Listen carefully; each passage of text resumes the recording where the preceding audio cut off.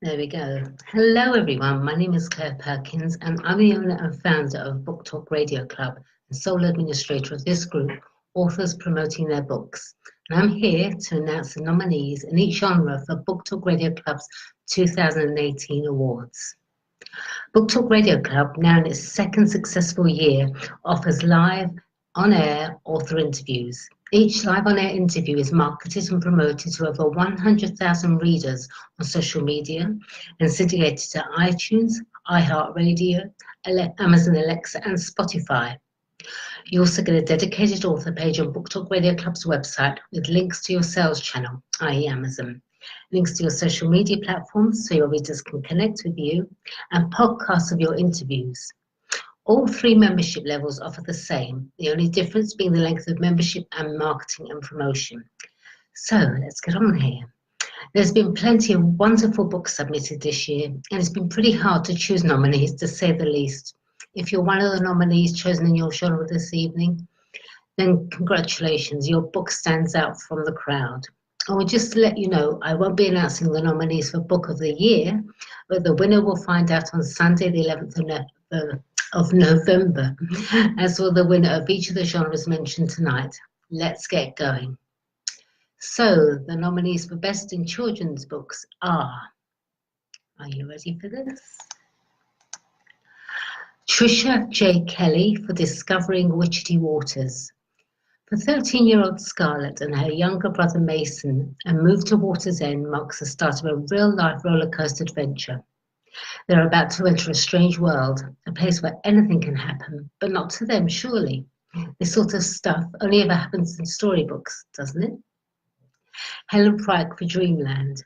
Daniel Green is a typical 10-year-old boy with just one difference. When he goes to bed at night, he travels to Dreamland, a magical place where he can create amazing adventures using only his imagination, but he's not alone. An evil being follows him into his enchanted world and joins forces with Strigona, the powerful witch who reigns over the dark forest. Together they are determined to destroy Dreamland. Who is this dark entity and what does he want with Danny? Cristee Cook for Your Hands Can Change the World.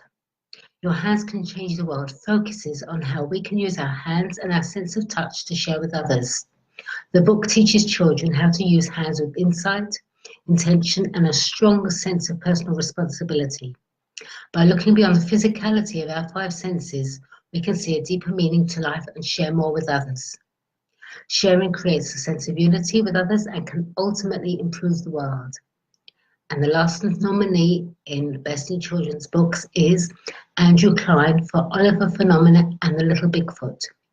Oliver and the Little Bigfoot is the third story in the Fantastic Adventure series.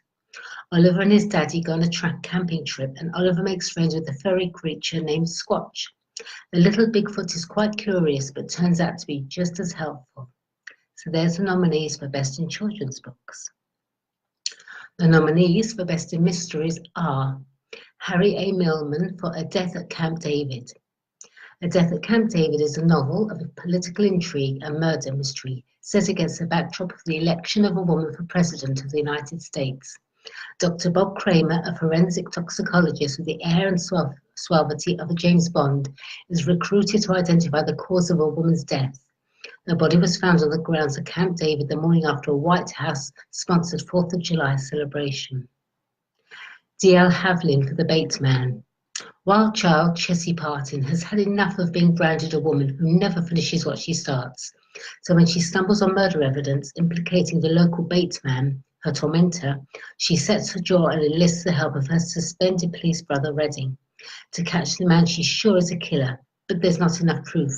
She strikes out on her own to gather more facts to convict baitman Rooster Cocker and to prove he is the despicable villain she believes him to be. Cheryl Russell for Murderous Feet.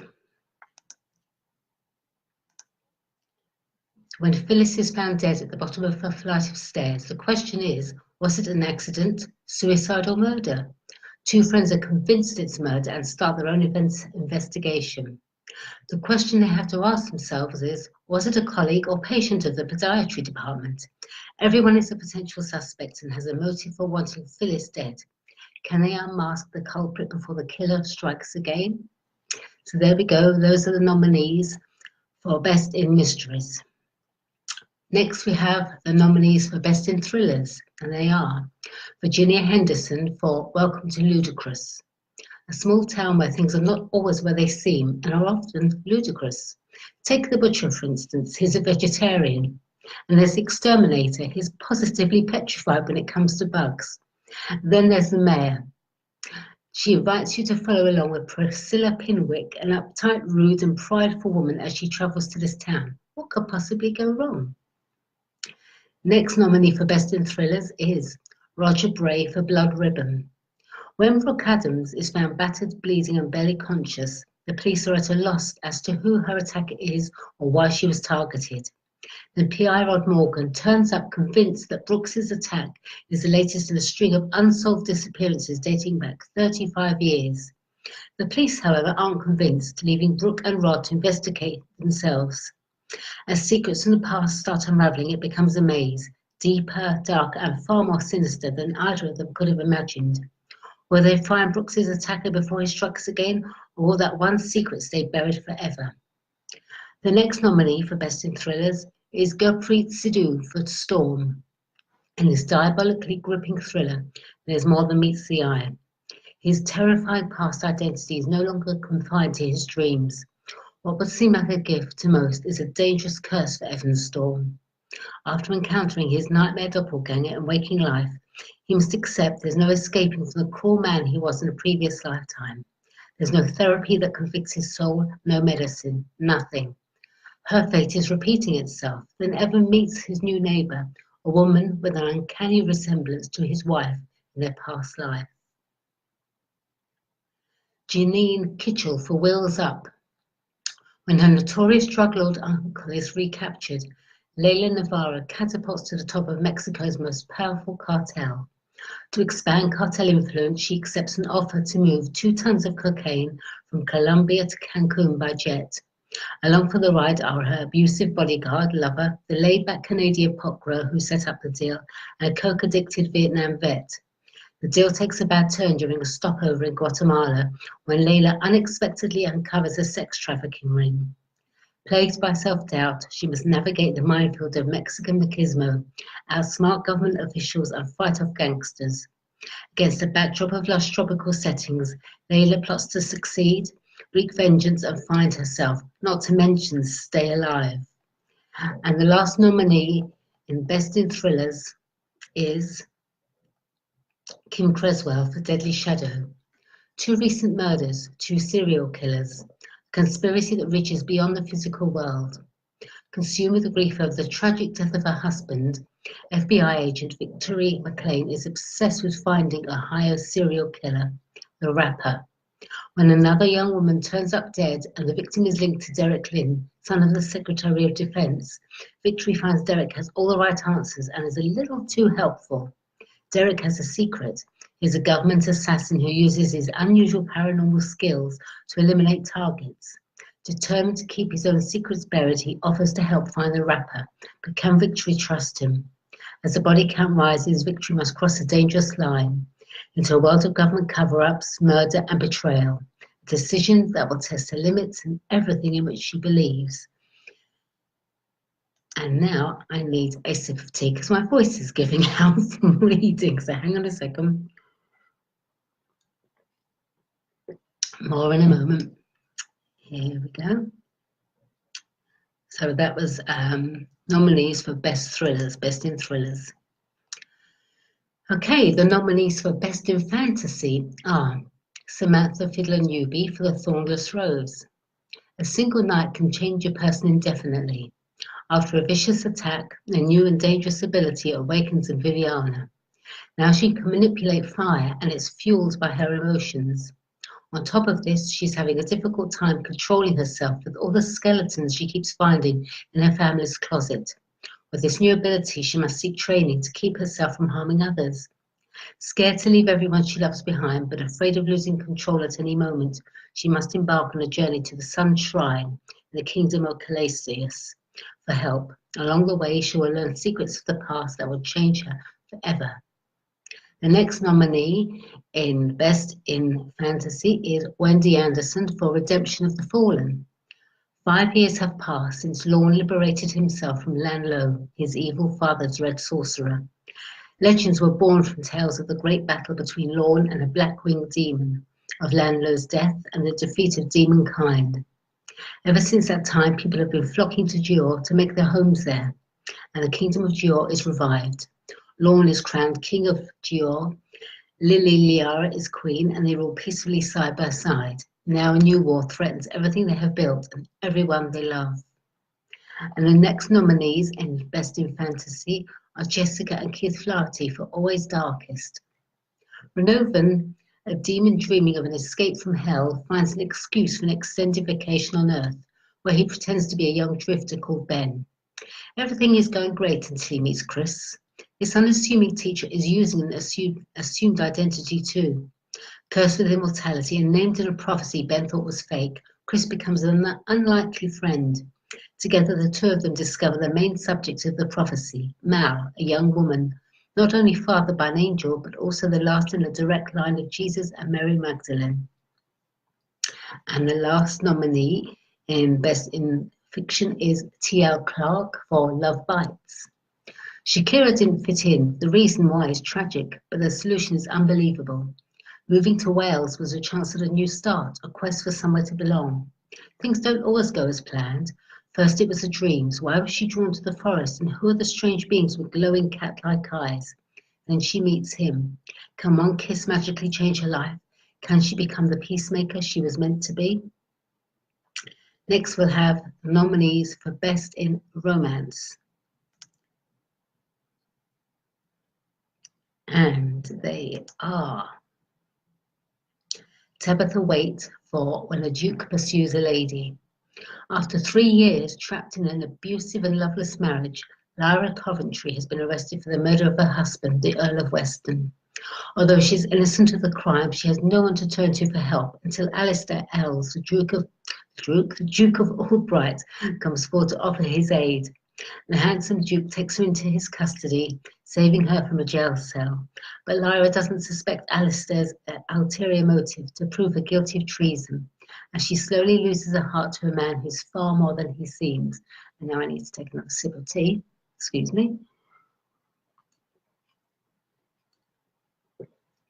And the next nominee for Best in Romance is Tanya Williams for Becoming Mrs. Smith. Violet's heart flutters from the scarlet fever she survived as a child, and it beats faster at the sight of John Smith, the man she plans to marry. America is entrenched in World War II, and when John enlists, Violet is certain she won't ever forgive him for dashing their dreams. As the realities of war slowly overtake her life, Violet's days are filled with uncertainty and grief. She struggles to maintain her faith in John as the world she knows it crumbles around her.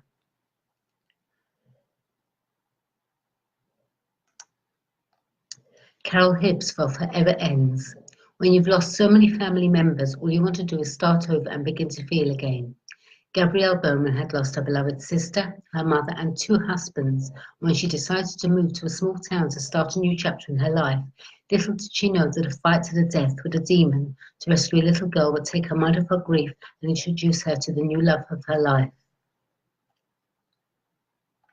And the next nominee for Best in Romance is Erin Thornton for Disaster in Love. Sam is just a girl like everyone else. She wants to make it through life with minimum hiccups, but her mother is desperate for grandchildren. She understands, but unfortunately she just hasn't met Mr. Right yet. In an effort to please her mother, she decides to amp up her dating life. Unfortunately, Sam suffers from a dating curse. No matter who she chooses to date, there's always something terribly wrong with them. From baby fetishes, strange sexual fantasies, Elvis impersonators, and crazy divorcees, and so much more. Can Sam keep her sanity while enduring each of these dates, or will she give up on making her mother happy by finding her happily ever after? And the last nominee in Best in Romance is Diane Shute for Midnight Crossing.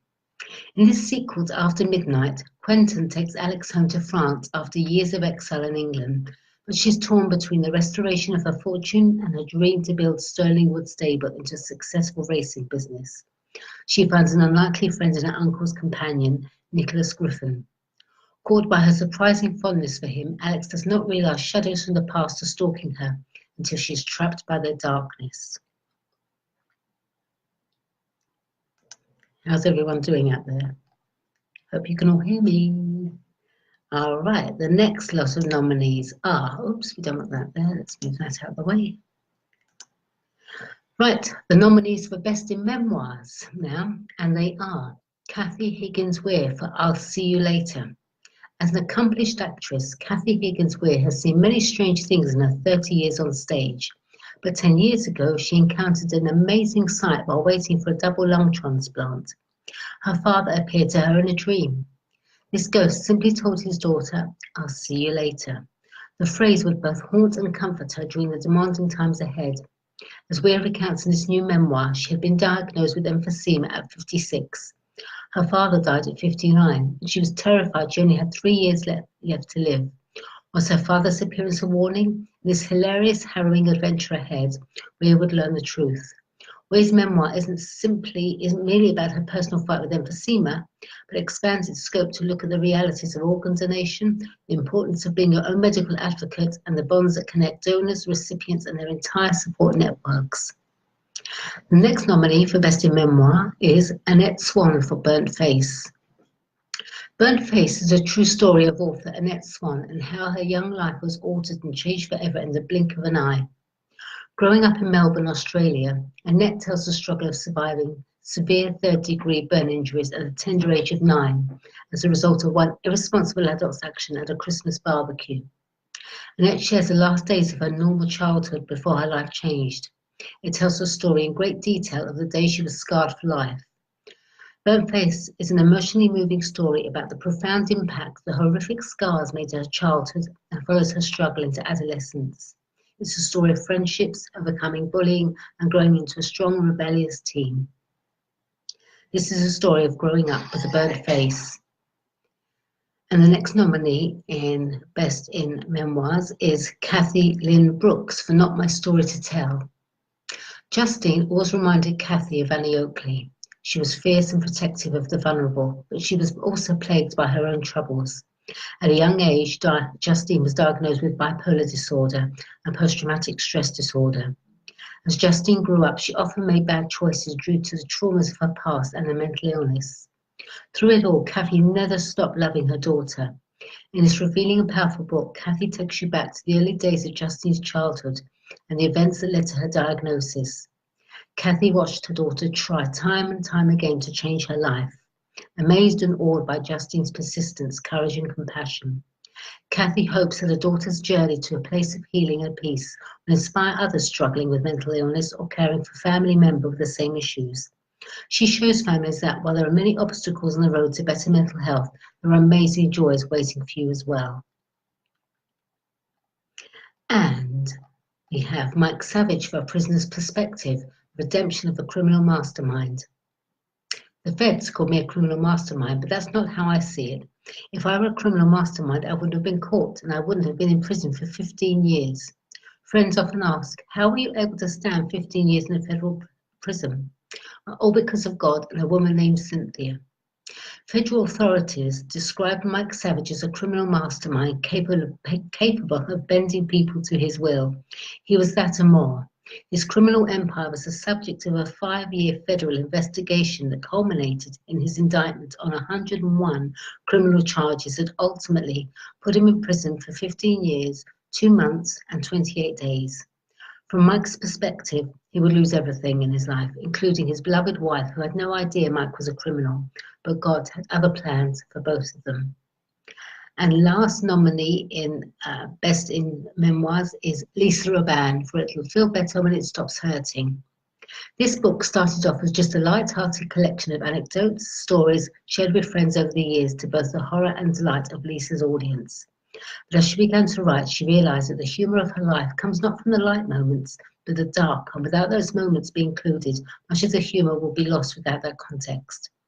This book is a bit darker than she initially intended, but hopes that while reading this, she can make you smile, even on occasion laugh out loud at the ridiculousness of the situations she found herself in over the years, and that you, like Lisa, can find the humour in all the dark places. Okay. Now we're going to coming up to the best in parenting and special needs. And the nominees for best in parenting special needs are April Lisbon for Autism in April. This book encourages mothers of children with autism spectrum disorder, ASD, and other special needs to never give up hope and faith as they continue to endure the life-changing experiences associated with raising a child with special needs. Whether it can be through difficulties experienced at school or home, there are always lessons to be learned within every situation. It is the hope that as we grow through these lessons, we will become the firm foundations our children need to succeed in their lives. In Autism in April, a mother's journey during the tween years, Dr. April J. Lisbon has captured the essence of what it means to be an ASD tween mother in an effort to help readers understand that there is a purpose in every struggle we go through raising a child with ASD. And the other nominee for Best in Parenting and Special Needs is Lisa Ashlock for Am I Awake Yet? Imagine what it's like to live with a loved one that has bipolar and helping them cope along with yourself. It's not an easy position to be in and to handle it on your own. She knows she's been there. Inside is information on not only helping the loved one to cope, but also the advocate to cope. Remember, you are not alone. And in a moment, we're going to go on for the nominees for Best in Science Fiction. God, your throat gets dry doing this. Okay, right. The nominees for Best in Science Fiction are Harry A. Milman for Soyuz, The Final Flight. When a disgruntled astronaut decides to get revenge, all hell breaks loose. By the time the final flight of the Russian space capsule Soyuz docks at the International Space Station, Derek Johnson, one of its passengers and the oldest astronaut to fly in space, is sick with a severe case of food poisoning that does not respond to antibiotics, and he soon dies. Recruited to assist NASA's medical team, Dr. Bob Kramer, a forensic toxicologist and expert witness, concludes that the cause of Johnson's death is a mutated form of bacteria that is not normally found in nature. In Soyuz, The Final Flight, space exploration, mental illness and forensic toxicology collide at the intersection of good and evil as Kramer unravels the source of a mysterious incident and suspicious deaths aboard the International Space Station. The next nominee for Best in Science Fiction is Robert J. Emery, whose pen name is R.J. Eastwood, for The Autopsy of Planet Earth. When a single extraterrestrial arrives on planet Earth and claims his race of creating mankind only to have abandoned them early in their evolution, a US politician and a doctor are drawn into a world that extends beyond the Milky Way and become the first humans to go where no humans have gone before. Will the aliens' arrival save Earth from a destruction caused by the very society that relies on it for survival? Can humankind's missteps, blindly repeated for millennia, be reversed? And the last nominee in Best in Science Fiction is Richie DeBellum for Counterweight Maneuver, Oakland, 2025. Journalist Bradley Wilcox lands a scoop of his life, but within 24 hours, he's out of a job and on his own. Meanwhile, programming genius Oswald Carrington is abducted from his parents' home. His mysterious captors only want one thing, his specialist knowledge. He is aware they are extremely dangerous, but can he turn down the opportunity of a lifetime? When Wilcox discovers his story was killed by the federal government, he is determined to find out why. But alien forces have been let loose and now threaten the very existence of mankind. Alluring Shauna Gray joins Bradley's quest for the truth, but is convinced she's hiding a profound secret. When they both find out where the elevator leads, life will never be the same again. So those are the three nominees for Best in Science Fiction. And here are the nominees for Best in Self-Help and Inspirational. And they are Kevin Eastman for Don't Gamble on Life Improvement. Life throws you curveballs, barriers, roadblocks and obstacles, regardless of who you are. Ever wondered how or why you keep getting in the way? The answer itself may be a curveball. Kevin E. Eastman delivers an unprecedented, no-holds-barred approach that combines personal experience, logic, humour and observation to explain some of life's most challenging obstacles and what it takes to overcome them. The next nominee for Best in Self-Help Inspirational is Tony Dowry for Finding You and Your Direction. Do you ever feel lost in this world and wonder which direction to go? Do you feel like you need to find yourself because a piece of you is missing? Or do you just need a friendly push in the right direction? Life can get so busy, chaotic, that we sometimes feel like it is taken over. We are losing control of where we're going. There can be too many outside influences that keep us from focusing on ourselves as a person. Finding you and your direction will help guide you with getting back on track. And the last nominee in Best in Self-Help or Inspirational is Gina Gardner for Thriving, Not Surviving. Thriving, Not Surviving is destined to help you get the very best out of life. Life offers lots of challenges, detours, and seeming dead ends. These can stop you in your tracks, causing you to get stuck in the morass of feeling overwhelmed, or they can act as the impetus to achieve a better way of being. That is where Thriving, Not Surviving is there to help you. It offers you a sat-nav to help you reach your deepest desires more easily and give you lots of examples where people just like you have used the principles and strategies to navigate their way through life's challenges. And boy, do I need another sip of tea.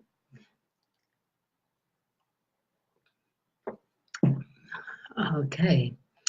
The nominees for Best in Young Adult Fiction are Cynthia Collins for The Unicorn Tree, a teenage girl whose brother is lost at sea, the diary of a 19th century woman and the special place that binds them.